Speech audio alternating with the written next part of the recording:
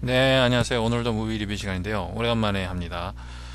요즘 그 학기가 서서히 또 끝나갈 무렵쯤이 되고 있기 때문에 조금 바빠갖고 뭐 이렇게 영화 자체를 이렇게 많이 보고 있지를 않습니다. 근데 이제 어젠가 그 좀 그 낮 동안에 좀 작업할 것이 굉장히 많아서 그 에너지 드링크를 두 개나 마셨어요. 그러니까 두 개를 마시니까 그 안 마신 것보다 확실히 그 좀 드라이브가 걸렸죠. 그래가지고 좀 여러 가지 뭐 이렇게 그 숙제라든지 뭐 이렇게 발표 준비라든지 뭐 조금 됐는데 이제 그 카페인이 너무 들어가는 바람에 또 이렇게 잠이 안 오거든요, 밤에. 그러니까 이게 하나의 딜레마인 것 같아요. 이제 카페인을 유용하게 이제 사용을 하면은 뭔가 이제 그 집중력이나 이제 그런 걸 올릴 수가 있기 때문에 뭐 그건 좋은데 또 그거를 이제 뽑아내다 보면은 이게 그 진정이 안 돼서 그 각성 그 레벨이, 그래서 이제 밤에 잠이 안 오고 이제 잠이 안 오다 보니까 그 다음날 일어날 때 또 피곤하고 또 그 피곤함을 또 풀기 위해서 또 카페인 섭취하고, 그러니까 그 전에는 그 커피를 주로 마셨었는데 요즘은 커피보다는 이게 좀 에너지 드링크가 조금 난 것 같더라고요. 부작용 이런 것도 조금 없고 속 쓰린 거 뭐 이런 게 조금 덜하고 그 각성 상태도 그 커피만큼 강하지 않고 뭐 그런 느낌이 저는 들어요. 어쨌든 간에 뭐 커피를 마시나 에너지 드링크를 마시나 카페인을 이제 그런 식으로 이용을 하다 보면은 이제 그 악순환에 빠지는 거거든요. 그래서 잠이 안 올 걸 알았기 때문에 한 2시 넘어서 그 뭐 DVD 빌려온 거 뭐 꼭 볼 줄 알고 이제 빌려온 건 아닌데 이제 뭐 혹시나 해서 빌려온 그 4개 중에서 하나 이제 영화를 골라서 봤습니다. 오늘 그 누이 리뷰를 해드릴 영화는 이제 1984년이라고 하는 이제 1984년에 제작된 영화. 감독은 마이켈 레드포드라고 하는 감독이고요. 영국 쪽 감독이고, 이 사람이 이제 유명한 거는 그 90년대 초에 이제 일포스티노인가 라고 하는 이제 그 외국어, 그러니까 이탈리아어로 된 영화를 그 감독을 해서 이제 아카데미 외국어 영화상인가 뭐 이렇게 노미네이트 되고 그걸로 유명하죠. 근데 그거 빼고는 잘 모르겠어요. 그렇게 저도 그 영화를 봤다는 건 아닌데 뭐 그 감독한 사람이고요. 그러니까 주연은 이제 존 허트라고 하는 이제 영국 배우가 주연을 이제 1984년에 제작된 이제 1984년. 뭐 이건 사람들 뭐 조금 아시는 분이라면 익히 알고 있죠. 이제 조지 오웰의 이제 1948년에 이제 쓰여진 소설이죠. 이 영화를 어떤 식으로 정의를 할까 조금 혼자 좀 생각을 해봤어요. 어제 오늘 이게 1948년에 이제 가상의 1984년에 그 행해지는 어떤 그런 미래 사회를 그 이제 그 배경으로 해가지고 이제 가상에 어떻게 보면 가상이라 할 수도 있고 또 이렇게 그 조금 말하기가 힘든데, 그래서 제가 생각한 게 뭐냐면 이제 이거를 사이언스 픽션이나 공상과학 소설이라든지 공상과학 영화라고 말할 수 있는가라고 고민을 했어요. 그러면은 근데 이제 내가 낸 결론은 공상과학 영화는 아닌 것 같다, 이게 결론이었어요. 그러면은 이거를 그러면 어떤 식으로 이 장르라고 하는 걸 어떤 식으로 이제 그 정의를 해야 되느냐라고 생각했을 때 이제 그 futuristic fiction, fiction of future, 뭐 이렇게 해볼까, 뭐 이런 생각도 좀 해봤는데, 그래서 이제 그 1948년에 이제 그 조지 오웰 그 영국 그 소설가죠. 이 이제 그 1940년에 이제 쓴 1984년이라고 하는 이제 소설을 이제 기반으로 해가지고 만들어진 영화라고 생각합니다. 이게 그 두 번째 영화로 알고 있고요. 그거는 제가 알고 있었어요. 그 예전에 한번 1984년이라고 하는 영화가 됐었다라고 하는 걸 알고 있었는데, 이제 이 무비 리뷰를 이제 그 녹음하기 전에 이제 체크를 해보니까 이제 1956년에 이제 만들어진 영화가 하나가 있었고, 그렇게 이제 화제가 됐거나 그 명작 반열에 올려진 작품은 아니었던 것 같고요. 이 첫 번째 이제 작품은 이번에 1984년에 만들어진 그 1984년 그 영화에 대해서 이제 조금 말씀드리겠습니다. 몇 가지에 대해서 이제 나눠서 말씀드리는데 우선은 이제 그 1984년이라고 하는 이제 소설 및 그 이 영화와의 이제 만남이라고 하는 개인적인 그 어떤 식으로 알게 됐는가. 근데 그거를 내가 잘 알고 있기 때문에 그런 거예요. 제가 그건 좀 안 좋은 것 같아요. 이제 세만틱 메모리는 별로 안 좋은데, 그러니까 심리학에서 봤을 때 이제 그 기억을 이제 크게 이제 두 가지로 나눠서 얘기를 하거든요. 하나는 뭐냐면 세만틱 메모리라고 해서 어떤 그 지식을 외우는 이 기억력, 이거 그게 하나고, 이제 두 번째가 이제 그 에피소딕 메모리라고 해야죠. 그거는 뭐냐면은 있었던 일, 경험했던 일, 이런 거를 이제 그 기억하는 걸 이제 에피소딕 메모리라고 하는데, 내가 이제 세만틱 메모리, 그러니까 정보 이런 걸 추적하는 그 능력이 없는가, 뭐 그런 건 아니에요. 그런 거를 내가 그런 기억력이 나쁘다라고 하는 걸 얘기하고 싶은 게 아니라 그저 그런 것 같아요. 그런 이 기억력. 근데 이제 제가 굉장히 좋은 게 뭐냐면은 제가 경험한 거 이런 거는 굉장히 기억을 잘해요. 굉장히 그건 조금 자신 있어요. 가끔가다 이제 다른 사람들 왜 그런 것도 기억을 못할까? 나는 생생히 그때 기억을 하는데 뭐 이런 걸 굉장히 느끼거든요. 그 에피소딕 메모리가 굉장히 제가 좋아요. 그래서 이제 처음으로 어떤 거를 지금 알고 있긴 알고 있는데 그 내용을 처음으로 접한 게 언제냐 이런 걸 잘 기억을 하거든요. 생생히. 이 치매라든지 알츠하이머가 걸리기 시작하면은 이 세만틱 메모리보다 에피소딕 메모리의 어떤 퇴화가 먼저 일어난다고 얘기를 하더라고요. 그러니까 이 치매에 걸리기 시작하면은 이제 기억을 못하는, 어제 뭐를 했는지, 뭐 저번 주에 뭐를 했는지 이렇게 기억이 안 난다고 얘기를 하더라고요. 그러니까 정보를 이제 추적하는 기억보다 이제 경험을 추적하는 기억이 이제 나빠진다고 얘기를 하는데 조금 안심이 돼요. 그래서 아직은 굉장히 좋은 것 같아서 최근의 일 이런 것도 굉장히 잘 기억을 합니다. 언제 내가 거길 갔었고 뭐 어떻고 뭐 여행을 했었는데 그때 이렇게 보고 듣고 이렇게 한 게 막 생생하게 기억이 나거든요. 그거를 이제 퍼셉추얼 메모리인가 뭐 이렇게 지각 기억 뭐 이런 식으로 또 얘기를 하는데, 어쨌든지 간에 이 1984년이라고 하는 거를 이게 소설이기 때문에 소설을 처음으로 접한 게 그게 언제였냐면은 예전에 이제 뭐 가족이랑 같이 살고 있을 때, 어렸을 때, 그게 언젠지는 잘 모르겠어요. 근데 이제 대학생 때는 아니었던 것 같고, 왜냐면 대학생 때 이 소설을 조금 접했다라고 하면은 이해라고 하는 거를 조금 만들었을 거예요. 이 소설을 조금 훑어봤기 때문에 그 당시. 대학생 때는 아니었던 것 같고 한 중학생 내지 고등학교 정도였던 것 같아요.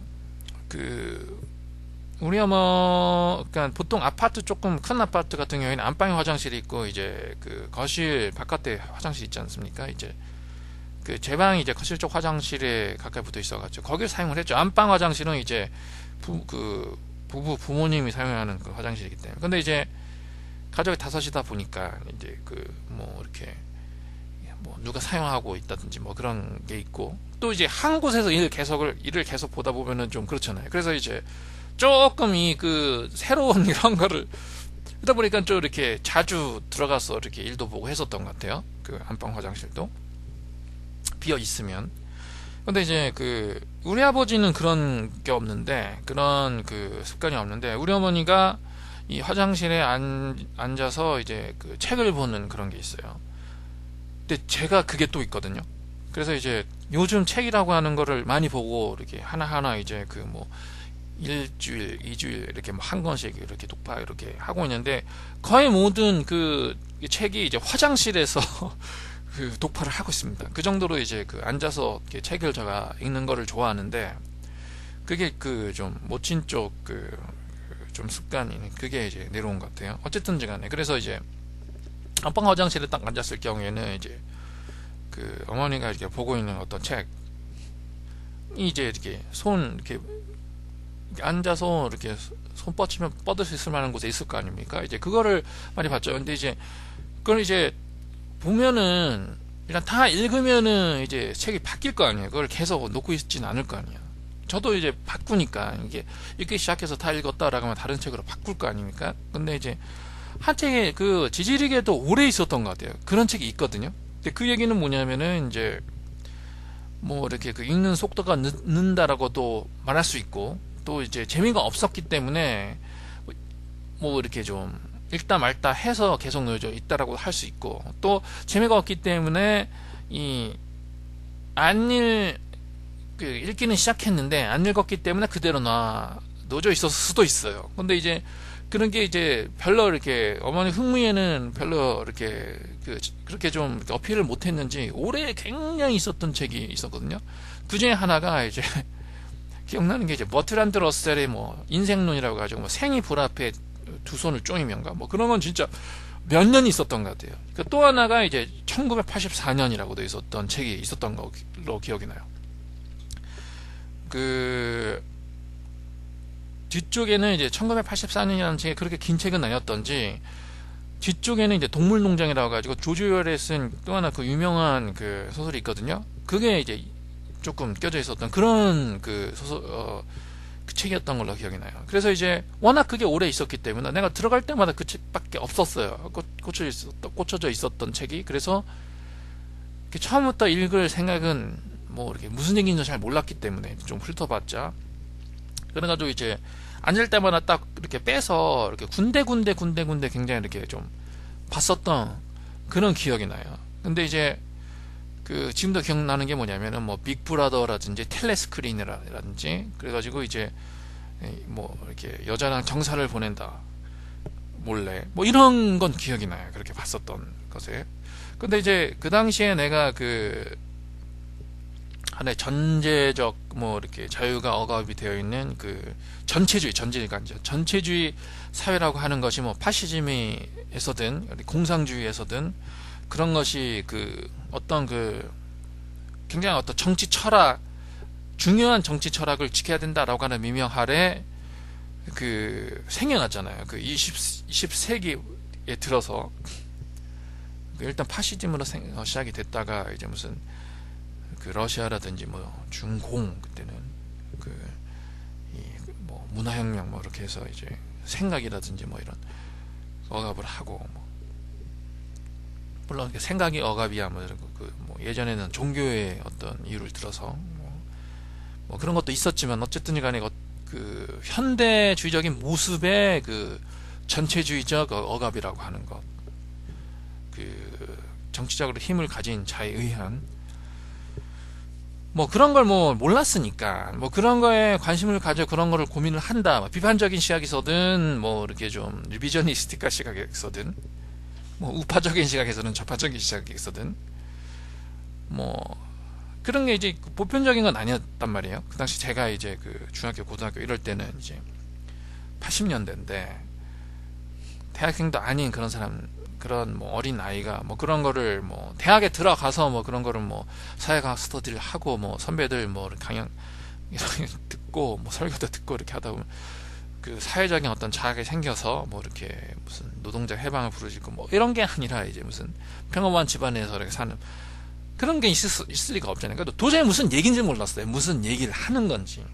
근데 이제 그런 사회가 있고 그런 사회 속에서 어떤 개인이 억압을 받고 있는 뭐 그런 거에 대해서 그 예전에 1950년대 40년대 뭐 그쯤 되는 그 예전에 그 소설가가 그 미래의 1984년을 그 예견을 해가지고 쓰여진 소설이다라고 하는 거는 알았어요. 그것을 통해서 대강 1984년 정도라고 생각하면 되겠다. 그러니까 그 책을 산 거겠죠. 왜냐면 1984년이 난 책이 그 좀 이렇게 그 관심 좀 이렇게 그 세인의 그것을 관심을 끌었죠. 왜냐하면 1984년이 실제로 왔으니까. 그래서 이 영화도 1984년에 만들어졌거든요. 그래서 우리 어머니가 샀겠죠. 어디 뭐 책방이라든지 어디 길거리 무슨 하든지. 그러니까 1984년이기 때문에 내가 중학생 때라고 생각을 하면 돼요. 맞네. 중학생 때. 어쩐지 간에 그렇구나라고 해서 이제 그런 것은 알고 있었어요. 그래서 이제 이 소설을 내가 제일 처음 접한 거는 이런 계기고, 이제 두 번째로 이제 접한 거는 이제 영화인데, 그 다음이 영화인데, 이 영화는 내가 알고 있었어요. 그 예전부터. 1984년에 1984년이라고 하는 소설을 소설을 해서 존 허트 주연으로 해서 영화가 만들어졌다라고는 알고 있었는데, 왜 그러냐면은 이제 1984년 정도의 그런 소설이라든지 뭐 그런 정치적인 고민이나 이런 거는 전혀 없었지만은 한참 그때부터 영화에 대한 흥미가 엄청나게 이제 부풀어 올랐었을 때거든요. 그러니까 그 당시에 영화를 가장 좋아했었던 이건 아니에요. 영화는 지금도 좋아해요. 근데 이 한창 이제 영화라든지 그런 것들이 관심이라고 하는 것이 이렇게 청소년이 돼가면서 굉장히 이제 부풀어 올랐었던 그런 시기였고, 제가 이제 다른 무비 리뷰를 하면서 몇 번 말씀드렸지만은 이제 제가 이제 처음으로 좋아했었던 장르가 SF 영화부터 좋아를 했었거든요. 근데 이제 1984년이라고 하는 것이 SF 영화를 좋아하다 보니까 그런 것을 다루는 어떤 책이라든지 잡지라든지 그런 것에 심심치 않게 등장했었어요. 그러니까 아까 전에 말씀드렸는데 이 1984년을 SF 필름으로 봐야 되느냐라는 식으로 고민을 했다라고 하는 거는 이 영화가 SF 영화로 취급이 될 수도 있다라고 하는 얘기거든요. 그러니까 공상 사이언스 픽션이라고 하는 거를 이제 우리말로 번역을 하면은 공상 과학이라고 하는 게 괜찮은 번역인 것 같아요. 그냥 픽션이라고 하는 게 공상 만들어낸 얘기를 픽션이라고 얘기를 하고, 과학, 사이언스, 그러니까 공상과학, 픽션 오브 사이언스, 사이언스 픽션 그러면은 이 얘기, 그러니까 과학을 집어넣은 어떤 만들어진 이야기라고 얘기를 했을 때 이게 괜찮은데, 공상과학. 근데 이게 사이언스 픽션은 아니거든요. 소셜 사이언스 픽션이라고 하면 또 모를까? 왜냐면 그 당시에 사회를 그린 것이 여기서 무슨 새로운 테크놀로지가 나온다네, 그런 건 전혀 없거든요.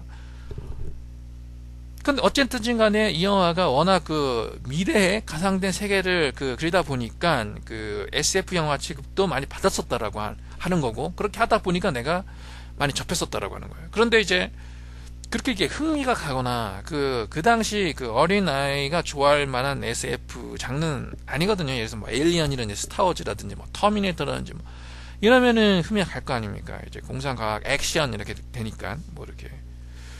근데 이건 워낙 좀 이렇게 진지한 영화고 여러 가지 사회적, 정치적인 그런 메시지를 담고 있기 때문에 굳이 내가 이것을 찾아서 봐야 되겠다 이런 생각은 이제 안 났었다라고 하는 거예요. 그러니까 이런 영화가 있었다라고 하는 건 알았음에도 불구하고 그냥 넘어갔는데, 이제 저번 주인가 이제 라스크루스에서 시립도서관 가니까 이 영화가 꽂혀 있더라고요. DVD. 그래서 봐야 되겠다. 옛날 계속 알고 있었는데 과연 어떤 영화냐. 그래가지고 이제 보게 됐습니다. 그러니까 또 이런 얘기도 자주 말씀을 드리는데 그래요. 그러니까 이렇게 괜찮아요. 그러니까 문화 생활을 하기에는 괜찮다라고 하는 미국이. 그러니까 이런 1984년 알아봤자 한국에 내가 있어봤자 볼 기회 있겠습니까? 라고 하는 거거든요. 근데 이제 미국에 있고 이런 중급 도시 정도 되는 라스크루스에서 시립도서관에 가면은 내가 굉장히 이렇게 알고 있었으면서 못 봤었던 영화라든지 화제가 됐던 그런 영화라든지 잘 알려지지 않고 보기는 힘들지만 그런 DVD 이런 것들이 자주 이렇게 꽂혀 있고 이렇게 상영이 되고 이렇게 하니까 굉장히 좋다라고 하는 거 저번에 한번 말씀드렸습니다. 어쨌든 간에 그러한 은혜를 입어서 이 DVD를 빌려와서 봤습니다. 그래서 이제 보게 됐는데 몇 가지 이제 앞으로 한 2가지 내지 3가지 정도에 더 말씀드리겠어요. 하나는 뭐냐면은 1984년이라고 하는 영화 소설에 대해서 조금 제 생각을 이제 말씀드리고, 또 번째 뭐냐면 이제 1984년이라고 하는 소설 내지 소설이겠죠. 소설이 영화에 어떤 영향을 끼쳤냐라고 하는 것에 대해서 조금 느낀 바가 있어서 짧게 말씀을 드리고요. 그러니까 마지막으로 이제 존 허트라고 하는 배우에 대해서 말씀드리고, 오늘 우리는 일찍 마치겠습니다. 한 30분 전후로 해서 마치도록 노력을 하겠습니다. 우선 이제 1984년이라고 하는 소설이 1984년이라고 하는 이 소설이 1948년에 만들어졌다라고 하는 거라서 쉽게 얘기를 하자면 1984년이라고 하는 건 48년이라고 하는 거를 거꾸로 했다라고 말할 수 있거든요. 그래서 이제 1984년이라고 하는 이제 구체적인 횟수라고 하는 거는 중요하지 않다고 봐요. 그러니까 이게 이 소설이 1964년이니 1965년, 1950몇 년, 뭐 2000몇 년 이거는 상관이 없다라고 하는 거예요. 어쨌든지 간에 1948년 입장에서 봤을 경우 그리 멀지 않는 몇십 년 후 정도의 미래를 그렸다라고 말할 수 있고, 또 하나는 뭐냐면은 1948년에 조금씩 대두되어 가고 있었던 그 정치적인 전체주의라고 하는 것이 좀 더 강해질 것 같다라고 하는 어떤 예상이 먼저 생겼고, 조지 오웰의 어떤 생각이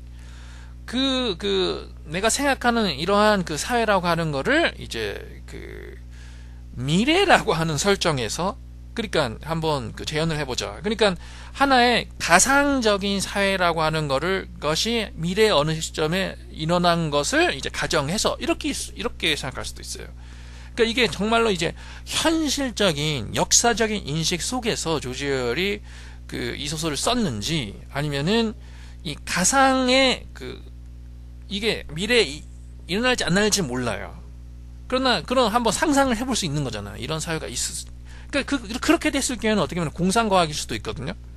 근데 그런 그러니까 이 픽셔널한 어떤 사회라고 하는 걸 생각을 한번 해보고, 그것이 미래 사회라고 하는 설정 하에서 일어난다라고 하는 이제 그 스토리로서 한번 재현을 해보자. 이럴 수도 있어요. 그러니까 지금 말씀드린 그 두 가지 어떤 차이점에 대해서 좀 잘 이해를 하신 분도 있고, 조금 제가 좀 잘 표현을 못했기에 좀 잘 이해가 안 가신 분도 있을지 모르겠지만, 시간이 없어서 그냥 넘어가겠습니다. 어쨌든 간에. 그러니까 제가 그렇게 말씀을 드리는 이유는 뭐냐면은, 그러면은 미래 사회든 가상의 세계든 이 사회, 조지 오웰의 생각을 한 이러한 사회라고 하는 것에 대한 이제 모티브는 어디서 나왔냐라고 하는 거는 명백하다는 거예요. 명백하다라고 하는 거예요. 그거는 뭐냐라고 하면은 공산주의거든요. 어떻게 보면은 전체주의적인, 나는 공산주의를 이제 기초로 해서 만들어진 소설이라고 나는 봅니다. 왜냐면은 공산주의라고 하는 것이 어떤 구체적인 사상, 정치적 사상을 기반으로 해가지고 만들어진 정치적인 집단이라고 하는 거거든요. 그래서 이 사상이라고 하는 것을 반대를 한다라고 하면은 망명이나 반역자 취급을 받을 수밖에 없다라고 하는 거예요. 공산주의 국가라고 하는 거는 뭐냐면은 네이션 스테이트도 아니고, 네이션 스테이트라고 하는 건 뭐냐면 민족, 언어 이런 것들을 이제 기초로 해가지고 만들어진 나라를 이제 네이션 스테이트라고 하고, 네이션 스테이트라고 하는 게 뭐냐면은 이제 전제 국가, 그 전에 이제 전제 국가 이후에 만들어진, 어떻게 보면은 요즘 만들어진 국경선이라고 하는 것에 기초가 된 개념이라고 말할 수도 있거든요. 근데 이제 공산주의 국가라고 하는 거는 네이션 스테이트가 아니거든요. 그래서 이제 소비에트 유니언이라고 하는 그 국가가 만들어지게 된 이유는 뭐냐면은 다민족 국가잖아요. 이거 굉장히 많은 네이션 스테이트가 소비에트 유니언이 붕괴가 되면서 많이 갈라져 나왔다라고 하는 거거든요. 그러니까 네이션 스테이트, 민족이라든지 언어라든지 그런 거를 아우르는 큰 유니언 국가가 만들어졌다라고 하는 거고, 이 유니언을 아우르는 기초적인 기준이라고 하는 건 뭐냐면은 자연 발생적인 게 아니라 공산주의 이념이라고 하는, 공산주의 이념을 가지고 국가를 만들었다라고 하는 것 자체가 굉장히 큰 부활을 준다라고 하는 거거든요. 사회의 어떤 움직임이라든지. 왜냐면은 이 공산주의 이념이라고 하는 것을 반대를 한다라고 하는 거는 뭐냐면은 이 국가의 존속을 위협을 한다라고 하는 것밖에 말할 수가 없다라고 하는 거예요. 그래서 이제 공산주의 국가의 어떤 시발점이라고 하는 것이 어떤 휴머니즘적인 어떤 생각에서 시작이 됐다라든지, 그 이후에 이제 만들어진 전체주의적인 독재주의적인 그런 거라든지, 이런 것들은 부가 산물이다. 어떻게 보면 부패 콜럽션이다. 그리고 이 정치가들이 자기의 탐욕을 위해서 만들어진 어떤 계급 시스템이다. 이렇게 말할 수도 있겠지만은, 그래서 전체주의적인 이 살벌한 기초적인 이 가정이라고 하는 것, 끝내는 그런 식으로 이제 컨센트레이션 캠프라고 하는 것이 생겨날 수밖에 없고, 아우슈탄강이라는 게 만들 수밖에 없고, 생각에 잘 외치는 사람들은 이제 다 만 명을 떠날 수밖에 없고, 이런 것들이 그 국가가 만들어진 이 기본 속에 벌써 내포가 되어 있었다가 나는 그렇게 생각을 하거든요. 그거를 잘 봤다라고 하는 거죠, 조지 오웰이. 왜냐면 1948년이라고 하면은 아직 그 공산주의 국가라고 하는 것이 굉장히 그 문제다라고 하는 것을 인식하던 시기는 아니거든요. 왜냐하면은 2차 대전이라고 하는 것이 그 네이션 스테이트의 마지막 어떤 간에 이제 마지막 피비린내 나는 싸움이거든요. 그러니까 이제 제국주의의 마지막 어떤 피비린내 나는 싸움이기 때문에 그 당시에 그 전체적 세계적인 그런 정치적인 문제라고 하는 거는 아직까지 그 어떻게 보면 이제 그 제국주의적인 그 네이션 스테이트를 기준으로 한 제국주의적인 그 야욕이라든지 자본주의적인 야욕, 이런 쪽이 더 컸다라고 하는 거예요. 그러니까 공산주의가 기초가 돼서 세계 어떤 안정이라든지 평화를 위협하는 그런 것들을 제공을 하게 되는, 아직 그 사건이 안 일어났어요. 사건이라고 하는 게. 그게 처음으로 사건이 일어나는 게 뭐냐면 이제 그 한국 동란안이잖아요. 그러니까 1948년이라고 하는 것이 아직 그런 살로 느끼는 어떤 위협이라는 것을 이제 그 공산주의 바깥에 있는 사람들이 느끼던 그런 시절은 아니거든요. 그럼에도 불구하고 그러한 무시무시한 어떤 그 국가들이 앞으로 탄생될 수 있다라고 하는 거를 1948년 그 당시 상황에 예견을 했다라고 하는 것은 조지 오웰이 굉장히 큰 그 성경지명이 있었다라고 말할 수밖에 없는 거죠. 그러니까 그런 식으로 이제 만들어진 그 영화라고 나는 생각을 합니다. 그래서 이 영화에 나타나고 있는 것이 그 공산주의 사회에서 그대로 이제 재현이 됐는가, 그 후에 뭐 그런 건 아니에요. 약간 어떻게 보면 과장이 된 그런 사회일 수도 있거든요. 왜냐면 이 1984년 그 소설은 내가 정식으로는 안 봤지만 이 영화를 봐서는 이 집안에서까지 이제 감시를 받고, 옷도 자유대로 못 입고, 그리고 모든 사람들이 배식을 받고, 뭐 그러니까 이 소비에트 굉장히 예를 들어서 한창 이제 소비에트가 이제 공산주의 소비에트라든지, 예를 들어서 그 컬처럴 리볼루션이 있었던 어떤 그 중공보다 약간 더 과장된 어떤 그 사상적, 정치적 전체주의 사회를 그렸다고 생각하면 돼요. 그러니까 그런 의미에서는 그 하나의 이제 그 전체주의 사회라고 하는 것이 그 상상 속에서 극단적인 그 한도까지 이제 갔을 경우에는 어떤 사회가 이렇게 나타날 수 있는가라는 식으로 이제 뭐라 하냐, 이제 상상 실험을 한 거죠. 상상 실험을 해서 이제 스토리를 만들었다라고 생각할 수 있기 때문에, 그런 의미에서는 이제 여전히 이거는 그 사회파 영화라든지 뭐 이렇게 역사적인 어떤 현실적인 역사주의 인식 속에서 만들어진 그런 소설이나 영화는 아닌다라고 하는 거예요. 그러니까 공상 과학 영화라고 말할 수 있는 어떤 요소가 가미되어 있을 수도 있어요. 왜냐하면 이 사회라고 하는 것이 이제 다소 이제 현실주의적인 사회는 아니거든요. 되게 이제 몽환적인 어떤 있을 수 없는 어떤 사회를 그리고 있기 때문에 마다 이제 텔레스크린이라고 하는 게 있어가지고 24시간 계속 프로파간다 이제 영상을 보내고, 그 텔레스크린이 그 영상을 보내면서 그 집안을 또 감시를 해요. 그래가지고 이 대화를 나눌 수가 있어요. 거기에 나오는 그 주인공, 그 화면 속에 나오는 주인공이랑 이제 그걸 보는 그 사람이랑, 이제 요즘 그 인터넷에서 이제 통신하는 것처럼 이렇게 화면을 보고, 소비에트라는 공산주의 사회가 그 정도는 아니었을 거 아니에요. 그러니까 벽에도 귀에가 달렸다 뭐 이런 얘기는 있었지만은 모든 각 개인의 집 방마다 그 도청 장치가 달려 있었느냐, 그건 아니거든요. 거기까지는 아니었다라고 하는 거예요. 아무리 이제 소비에트 뭐 러시아라든지 무슨 공산 중국 뭐 이런 쪽에서 이제 뭐 벽에도 귀가 달려 있었기 때문에 진짜 뭐 이렇게 무슨 아주 친한 친구랑 얘기하는 것도 조심을 해야 된다. 그렇지 않으면은 또 이제 그 자아 비판에 걸려갖고 또 뭐 이렇게 안 되면은 뭐 탄광에 끌려가 뭐 이런 얘기 많이 있었잖아요.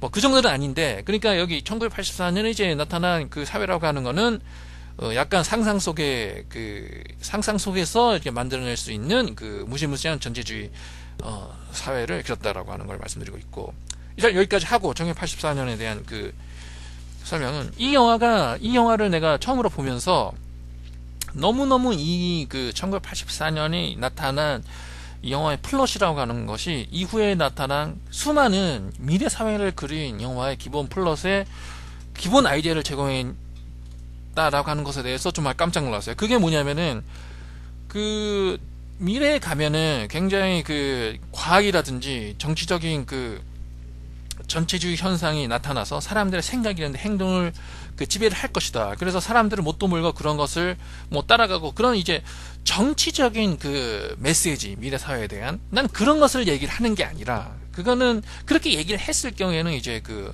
역사적인 맥락이라고 하는 것밖에 얘기를 할 수가 없기 때문에, 나는 그런 얘기를 하고 싶은 게 아니라 역사적인 그런 아이디어를 그 제공을 했다라고 하는 것이 아니라, 그러니까 미래 사회가 어떨 것이다 라고 하는 이제 아이디어를 제공을 한 게 아니라, 이 1984년에 그리고 있는 그 구체적인 플롯이라고 하는 것이 어떻게 해서 다른 이제 미래 사회를 그린 영화의 기본 플롯에 이식이 됐는가에 대해서 말씀을 드리는 거예요. 그러니까 조금 그거에 대해서는 좀 오해가 없으시기 바랍니다. 그게 무슨 얘기냐면은, 이 영화에서 이런 게 있어요.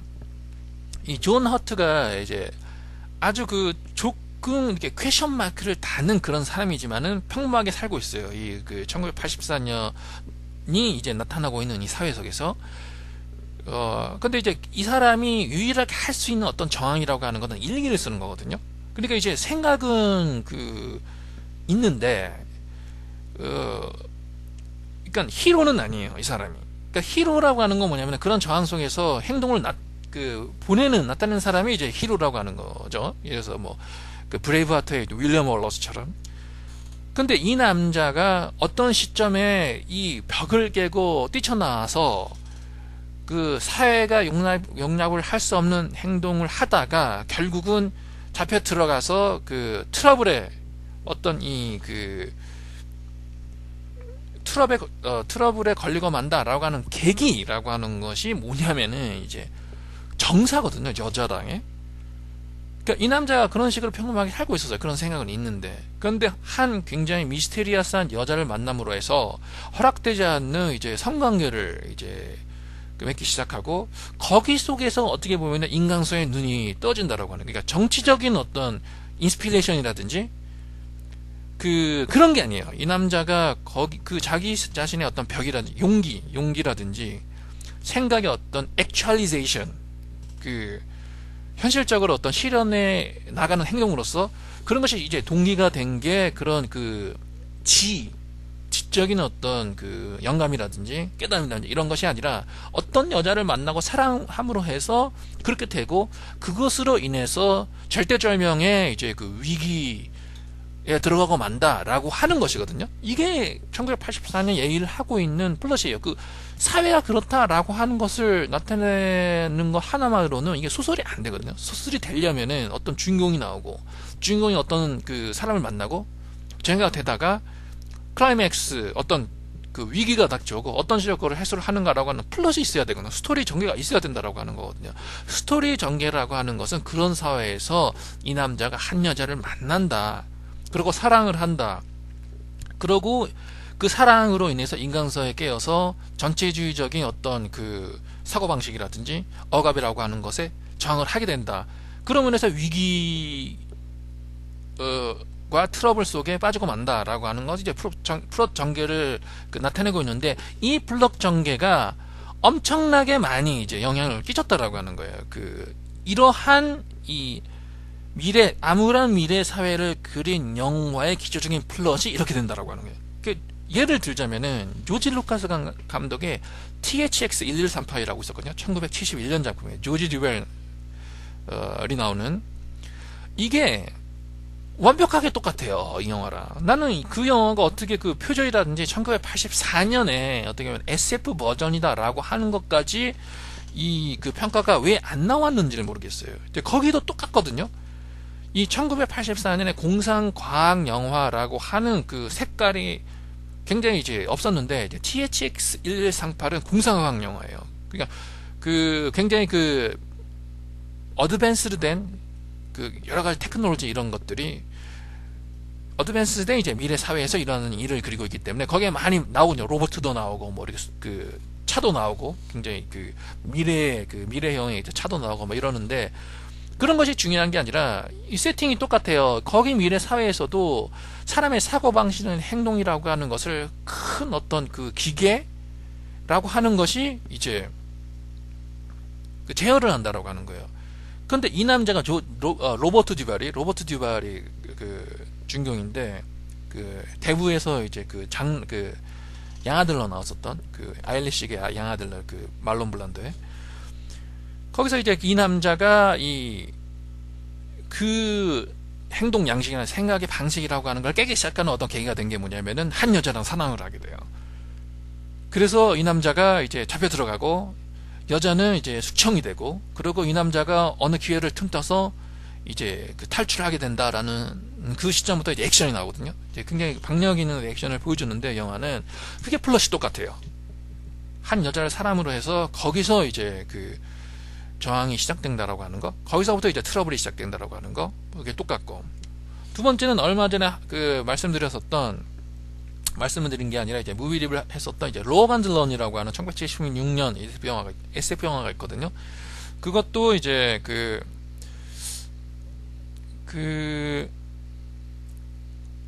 굉장히 이제 호평을 했죠, 무비 리뷰에서. 워낙 그러니까 이 뭐 아이디어라든지 그런 것이 나쁘다라고 하는 건 아닌데, 이제 너무너무 특수 효과 뭐 이런 것이 수준이 낮았기 때문에 1976년 정도 영화임에도 불구하고 그래서 굉장히 혹평을 했는데, 이 영화도 어떻게 보면은 이제 30이 되면은 이제 안락사를 시켜야 되고, 이런 것들이 하나의 도덕이고 규칙으로서 모든 사람이 따라서 다 이제 기쁘게 중을 많이 한다 라는 그런 사회인데, 거기에서 그런 것이 잘못했다, 그런 것을 그렇게 하면 안 된다, 우리는 더 늙을 때까지 살 수 있다라는 식으로 저하는 세력이 나오고, 저하는 세력 중에서 한 여자를 알게 되는 걸 알고 있어요. 주인공이 그 경찰이에요. 그런 사람들을 잡는. 그래서 그 여자랑 함께 밖으로 나가서 진짜로 이제 나이가 많은 사람을 이제 만남으로 해서 그런 사회가 가르치는 어떤 그 가르침이라든지 그 사상이라든지 그런 것이 잘못됐다라고 하는 깨닫게 된다. 이런 것도 또 똑같고, 그런 것도 또 똑같고, 그러고 그게 이제 굉장히 많아요. 이런 것들이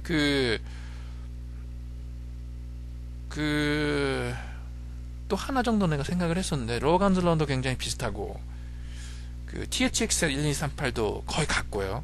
그러니까 이런 사랑으로 인해서 평범하고 힘이 없었던 한 남자가 체제에 반항하고 싸울 수 있는 어떤 하나의 영으로서 변한다 라고 하는 이제 플롯이라고 하는 것이 이제 1984년이라고 하는 것에 이제 이 기원을 두지 않나라고 하는 것을 이 영화를 보면서 느꼈어요. 근데 1984년에 이제 이 플롯 있잖아요. 사랑의 힘으로 영웅이 된다라고 하는 거, 이런 것이 또 어떻게 보면은 어떤 영웅 신화에 이제 예를 들어서 서구에 이 기초를 두고 있을 수도 있어요. 근데 약간 구체적으로 따지자면은 미래 사회라고 하는 것, 그리고 생각과 그런 체제라든지 그런 것에 자유가 없다라고 하는 거, 그런 것을 주인공이 수동을 하고 있다는 거, 그러나 그런 것에 항상 퀘션을 가지고 있었다는 거, 어느 정도. 그래서 어떤 여자를 만남으로 해서 그러한 거대 정치 권력을 향해서 이제 싸우기 시작하게 된다라고 하는 거, 이런 것들 따지고 보면은 1984년이 아마 시초가 아닐까 이렇게 생각을 해봅니다. 그러니까 그런 거는 잘 모르겠어요. 더 이제 오래된 이런 플롯에 기원이 있는지, 예를 들어서 신화라든지 더 옛날 어떤 소설이라든지, 예를 들어서 뭐 이렇게 극본이라든지 뭐 이런 것에 그거는 모르겠지만 어쨌든 간에 1984년이라는 소설이 얼마만큼 많은 그 이후에 나온 그 영화들에게 영향을 끼쳤냐라고 하는 것을 깨달을 수 있었고요. 또 하나가 뭐냐면은 마지막으로 이제 존 하트라고 하는 배우에 대해서 이제 다시 보게 됐어요. 그러니까 존 하트가 나오는 영화를 보니까 이 존 하트가 이제 주인공으로 나온 영화, 그러니까 존 하트가 이제 주인공을 맡는 그 배우라기보다는 제가 알기로는 이제 그 세컨드, 서드 정도 되는 이제 조연을 맡는 배우로 알고 있거든요. 이 사람이. 그래서 이제 조금 기억은 안 나요. 그 이 사람이 뭐 조연으로 나왔었던 영화를 얼만큼 봤는지 이거는 기억이 안 나는데 그 뭐 기억이 난다라고 하면은 이제 에일리언 뭐 이 정도. 그리고 얼마 전에 본 아리아라고 하는 그 영화에도 이제 조연으로 나왔었어요. 근데 이제 주인공으로 나오는 영화는 이 1984년이랑 그 전에 굉장히 중요한 영화가 하나가 있어요. 뭐냐면 엘레판트맨이라고 해야죠. 데빌 린치가 감독을 한 1980년 영화가 있거든요. 이게 굉장히 그 운이 굉장히 나쁜 영화인데 1981년 그 아카데미상 시상식에서 10개 부문인가를 이 노미네이트가 됐는데 하나도 못 땄어요. 하나도 못 따고 하나 그 위에 땄다라고 하는 게 뭐냐면 아폴리아트 판타스틱 영화제에서 그랑프리를 받았다라고 하는 공포 영화로서 공포 영화가 아니거든요. 이 영화가 아폴리아트 이렇게 판타스틱 영화제라고 하는 게 이제 공포 영화를 주로 이제 그 다루는 이제 영화제임에도 불구하고 거기에서 그랑프리를 받았다라고 하는 거는 그 조금 그렇죠.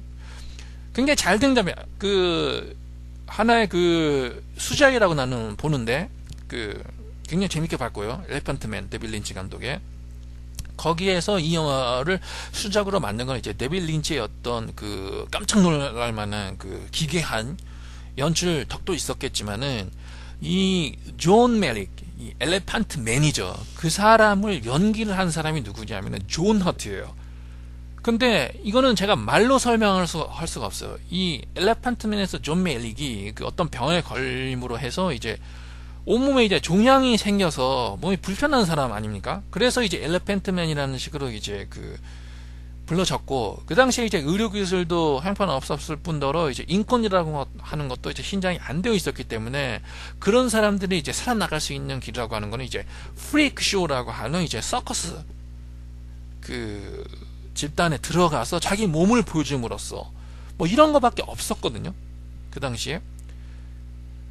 하여간 그렇게밖에 살 수 없을 정도의 그 심한 어떤 온몸의 종양을 앓고 있었어요. 그래서 이 영화에서는 그 당시에 존 메릭의 그 사진이라든지 지금도 남아 있습니다. 그런 게 그걸 내가 알고 있어요. 다큐멘터리를 봤기 때문에 그런 것을 기초로 해가지고 특수 메이크업으로 해서 똑같이 그것을 만들어 놨거든요. 그렇기 때문에 존 하트의 얼굴이라든지 그거는 전혀 안 나와요. 그러니까 특수 분장을 한 거죠. 그럼에도 불구하고 보는 사람에게 야 연기를 어떻게 이렇게 잘할 수가 있나. 연기를 잘한다라고 하는 건 뭐냐면은 이 존 메릭이라고 하는 굉장히 이 기구한 인생을 살았었던 어떤 캐릭터라고 하는 거를 어떤 식으로 그 만들어내는가 영화 속에서 이건 굉장히 힘들거든요. 근데 이제 확실한 건 뭐냐면은 굉장히 몸은 추하지만 병으로 인해서 보기에는 굉장히 아름다운 그 마음의 소유자였다라고 하는 거는 많은 일화를 통해서 남아있다라고 하는 거예요. 그러면은 그런 거를 어떻게 표현을 하느냐라고 하는 거거든요. 왜냐면 얼굴 표정도 이렇게 만들 수가 없어요. 왜냐하면은 얼굴 분장을 했기 때문에 정상적인 얼굴 그 표정도 만들 수 없고, 그리고 이제 몸 같은 경우도 이제 종양 이런 걸 달았기 때문에 할 수도 없고, 그러면 결국 목소리랑 그냥 그 굉장히 서틀한 이제 몸 움직임이라든지 그 템포라든지 그리고 반응이라든지 그런 것을 통해서 그러한 어떤 캐릭터를 나타내줘야 되거든요. 존 메릭이 어떤 사람이었는가라는. 그래서 이제 눈물을 자아내게 해야 되는 거예요. 그런 것을 얘기를 하고 있는 영화가 이제 엘레펀트 맨이거든요. 인간의 아름다움이라는 게 뭐냐? 마음이냐? 아니면 겉모습이냐? 근데 뭐 겉모습이지 이게 무슨 못생기면 어쩔 수 없는 거 아니냐? 왜냐하면 얼굴부터 사람 눈에 들어온, 그렇게 해석할 수 있는 사람도 많고 그런 얘기에 100% 부정할 수 있는 사람이 없어요. 사람들이. 그거는 심리학의 많은 연구에 있어서도 이 증명이 되어 있거든요. 근데 그런 것을 뒤집어야 돼. 그것을 뒤집어야 하는 게 엘리펀트맨의 그 영화의 역할이라고 하는 거야. 1980년에 만들어진 그 영화는 그게 아니야 라는 식으로 만들어줘야지만 그 영화가 성립이 되는 거고 명작이 되는 거고 그래야만 메시지를 전달을 하는 거고 그런 메시지를 전달할 수 있게끔 할 수 있는 모든 99.9999%의 역할이라고 하는 것이 존 하트의 연기에 걸려있다라고 하는 거예요. 근데 그걸 성공을 시켰다라고 하는 거예요. 거기서 나는 깜짝 놀랐어요. 와, 대단한 연기자구나 라는 식으로 생각을 했고 1984년 여기서도 굉장히 좋은 연기를 보여주는데 나는 어떻게 나는 느꼈느냐면은 이것을 마지막으로 이제 끝나겠습니다. 이제 조금 길어지는데 한 3분의 2, 3분의 1 이렇게 나눠요.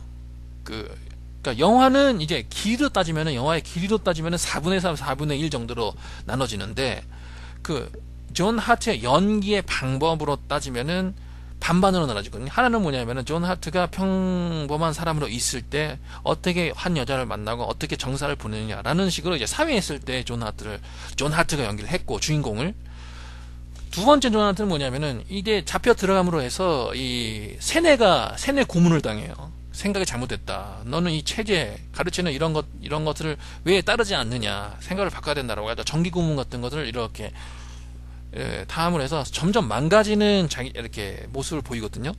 그런데 나는 이렇게 봤을 때 뭐냐면은 초반에 존 하트의 연기는 그저 그래요.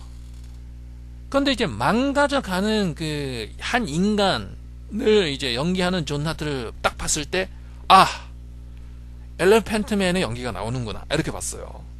그래서 나는 거기서 뭘 느꼈냐면은 존 하트라고 하는 이 배우가 영국적인 배우가 아니라고 하는 거예요. 이게 골수 영국 사람이거든요, 이 사람이.